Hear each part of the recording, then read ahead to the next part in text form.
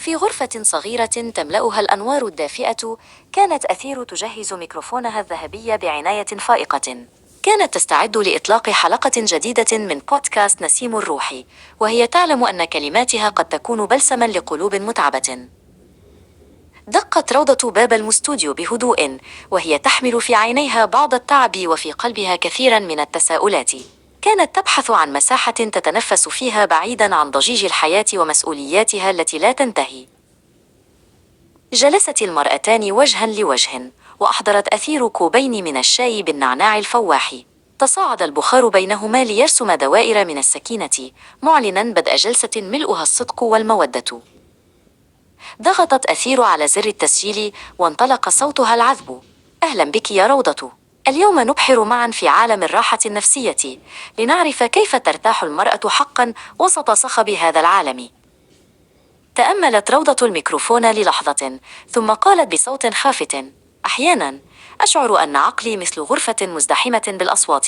أحتاج إلى لحظة صمت تشبه هدوء الفجر لأعيد ترتيب ذاتي. أومأت أثير برأسها متفهمة وقالت: الراحة النفسية يا صديقتي ليست كسلا، بل هي وقفة ضرورية لتقدير الذات. هي أن تقولي لا لما يؤذيك، ونعم لهدوئك الداخلي. تخيلي أن روحك حديقة سرية، تابعت أثير بحماس. إذا لم تمنحي نفسك وقتا للسكينة، ستذبل أزهارك.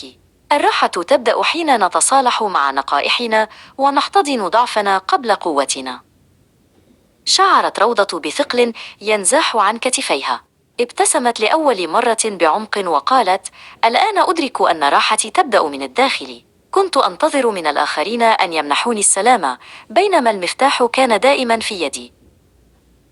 ضحكت المرأتان معا، وانتشرت طاقة إيجابية في أرجاء المكان.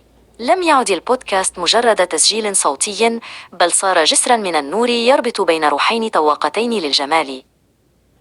انتهت الحلقة، لكن الأثر بقي خالدا. وقفت أثير وروضة أمام النافذة الكبيرة، يراقبان ألوان الغروب، وهما تعلمان أن كل مرأة تستحق أن تكون حكايتها مسموعة ونفسها مطمئنة.